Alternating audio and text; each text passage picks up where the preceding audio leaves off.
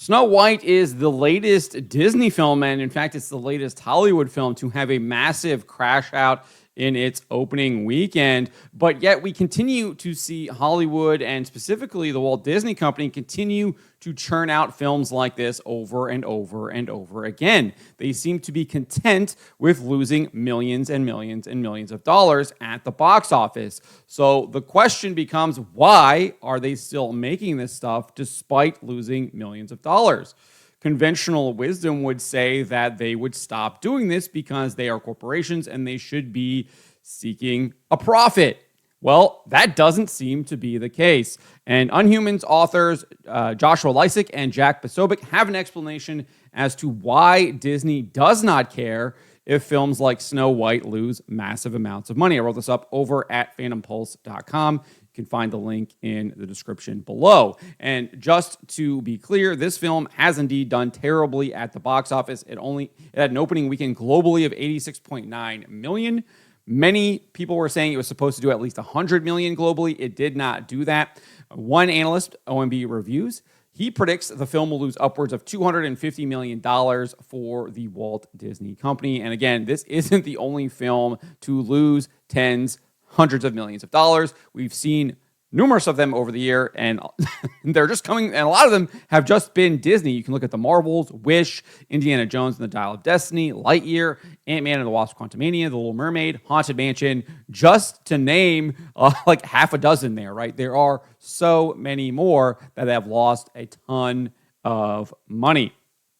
So, Lisec recently appeared on Human Events Daily with host Jack Posobiec, where he was asked why is that cultural Marxists seek to destroy, defile, and alter the fabric of these time-honored myths and stories and allegories throughout our history. Obviously, topic of discussion is Snow White, given the fact that it was a German fairy tale and a solid German fairy tale at that. And this is what Lisec said: subversion is necessary for any kind of communist project, even cultural communism, to be successful. And so this is what we mean by subversion. You take a beautiful, wonderful story with great characters and an actual feminine female protagonist that is the Snow White character. And how it is supposed to go, she's on a heroine's journey, ultimately becoming a wife, and then with motherhood on the horizon, as that is the woman's heroine journey. The female hero's journey equivalent is marriage and motherhood. You have to take that away and say, no, it's actually her being a bachelor or being bachelor-like, her being sort of that girl boss Kamala Harris type. He was then asked, why do cultural Marxists do this?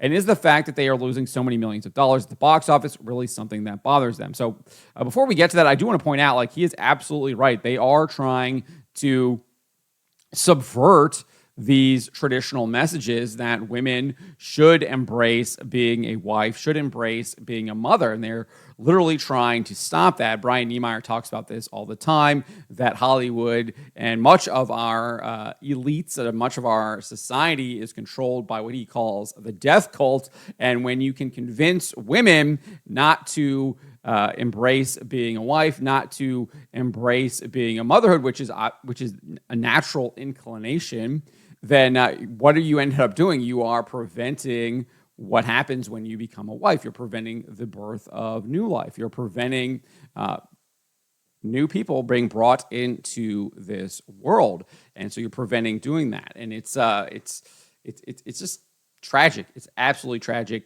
and it's very dark, twisted. And at the end of the day, the people trying to promote this are evil. It's evil. And there's so many things that kind of stem from that, right? You can look at the gender ideology stuff, obviously trying to turn women into men, and you see that a lot now, especially in these Disney stories with the feminist ideology, thinking that women are equal to men in every single way. That is obviously not true. You can point to numerous different examples. There's the 14-year-old boys soccer team that absolutely destroyed the women's soccer team. You can look at the men who are pretending to be women and then go and compete in these women's sports, and they're setting all kinds of records by multiple seconds. If you look at swimming, if you look at track and field, etc., just blowing women out of the water in female sports. So there's clear differences between men and women, but they're obviously trying to erase those things, right? And a lot of that stems from feminist ideology, which I've documented in previous videos, stems from Satanism. Satanism. That's all well documented. You can look that up. I've got articles, I think, on Fandom Pulse, and I definitely know I did a lot of coverage on that over at That Park Place when I was the editor there. But anyways, let's get back to this question that Lisec was asked by Posobiec.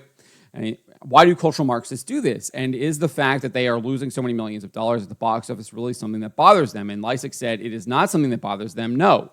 We hear on the right this expression, get woke, go broke. That's not correct. That's the point. Going broke, going woke is the point. Conservatives and populists and others on the right who believe in profit motive and who have this model of reality that you follow the money and you'll find the facts, that does not predict left-wing behavior. The point of a film like Snow Woke is that it lose money.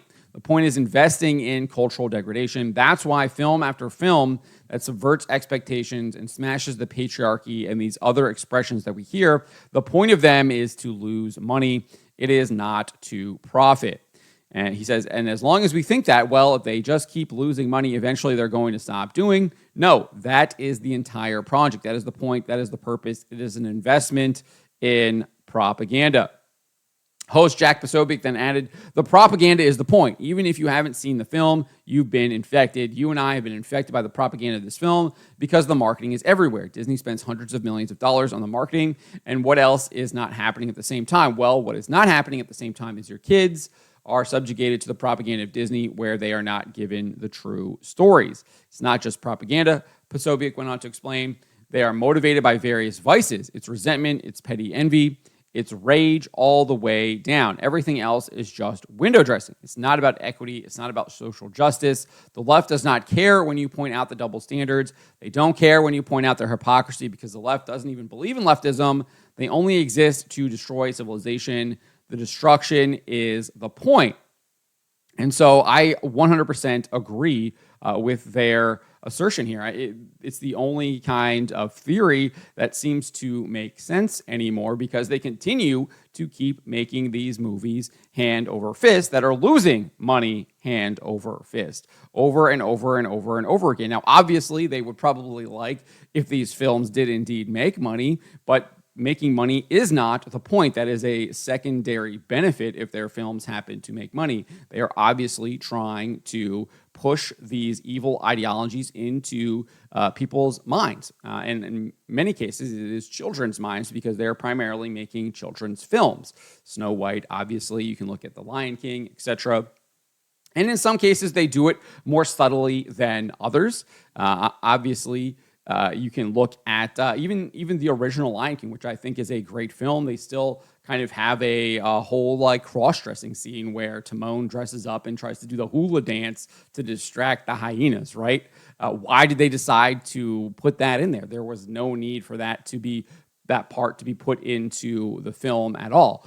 They could have had some other kind of distraction. Now, you can argue, oh, they were just trying to be humorous. Well, you can be humorous in a different manner. You don't have to do that. So there are things like that that they have been putting in for a very long time. I actually just sat down and watched Treasure Island, the 1950s version, and they were doing it in that movie all the way back in 1950. There is that false compassion that I always like to cite Bishop Sheen in a number of videos I've done over the past month or so, where he actually talks about how it started in literature, etc. And you see that at the end of Treasure Island. The young Jim Hawkins actually takes sympathy with Long John Silver, who has caused all of this destruction, this pain, this suffering. He shot the captain.